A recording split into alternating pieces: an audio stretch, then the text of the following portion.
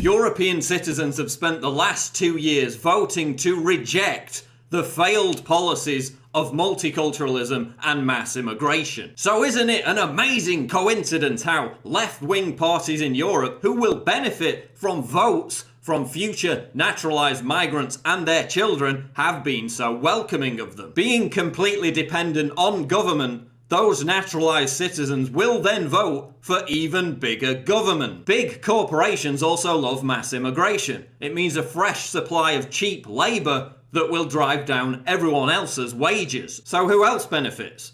Economic migrants who are abusing the crisis by claiming to be Syrian refugees when they're clearly not. As the Sydney Morning Herald reports, 90% of those arriving in Serbia from Macedonia say they're Syrian but have no documents to prove it. 90%. They're finding discarded ID cards belonging to Pakistanis and Bangladeshis. These people aren't fleeing war. They're not running from ISIS. They're trampling on the backs of legitimate Syrian refugees in an effort to try and suck off Europe's giant welfare state. And then you have the Syrians themselves.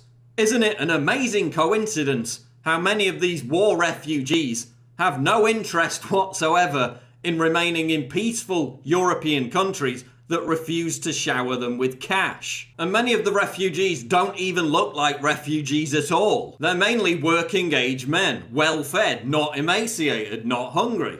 They're not wearing rags. Many of them are even carrying the latest iPhone. And I don't begrudge people seeking a better lifestyle, but can we please stop pretending that all these individuals are fleeing from war? What makes someone a refugee is that they're fleeing from danger, not fleeing to a higher standard of living. What on earth has Pakistanis flooding into Sweden to get on benefits got to do with actual Syrians escaping ISIS persecution? And how is that in any way comparable to Jews fleeing Nazi Germany, as some sectors of the media have framed it? But isn't it commendable that rich Gulf Arab states located right next to Syria are really pulling their weight in helping Europe deal with the burden? Here's a list of how many refugees Saudi Arabia, Bahrain, Qatar, Kuwait, United Arab Emirates and Oman have taken in. Nada, zilch, zero, sweet, F.A.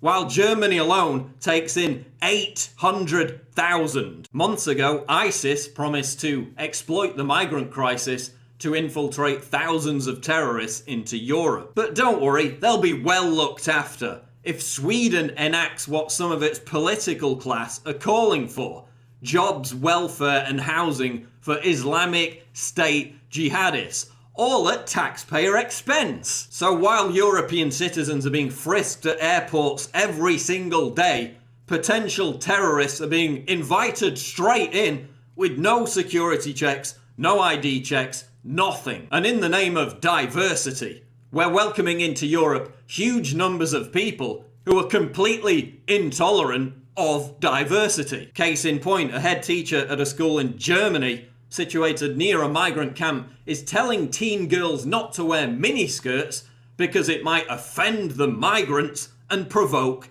attacks. Many of these people are illiterate. They have no concept whatsoever of Western liberal democracy. They have no concept of freedom. They have no concept of treating women as first-class citizens. And there's no plan in place by European governments to integrate them into this way of life. As Peter Hitchens writes, mass immigration means we adapt to them when they should be adapting to us. And what was the cause of this crisis in the first place? And I've said this so many times that it seems almost cliched at this point, but the media still never mentions it. They act as if this crisis just emerged out of nowhere. It began after NATO governments armed and funded jihadist rebels in Libya and Syria, many of whom went on to join ISIS. If you keep destabilizing secular governments in the Middle East and trying to replace them with jihadists, the wave of legitimate migrants trying to escape that turmoil will never end. As Ron Paul writes, here is the real solution to the refugee problem.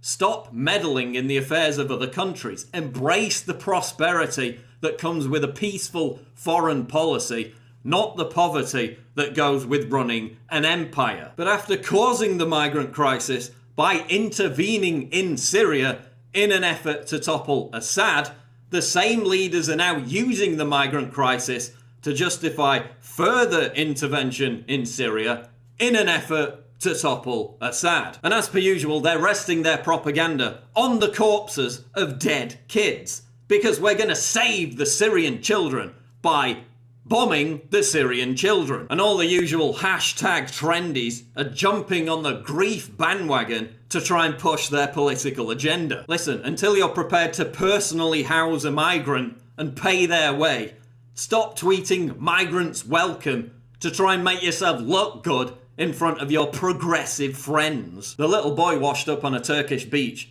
didn't die because the West has immigration laws. His family was already safe in Turkey. He died because of criminal people smugglers who are willing to break those laws in order to get a payoff. European leaders are committing cultural and demographic suicide. Instead of handling this rationally and methodically by determining who is an actual war refugee and who is abusing the system, they've just swung the doors wide open, encouraging millions more to flood in from countries that have nothing whatsoever to do with the Syrian refugee crisis. This isn't compassionate humanitarianism. It's politically motivated lunacy. And it's going to end in disaster.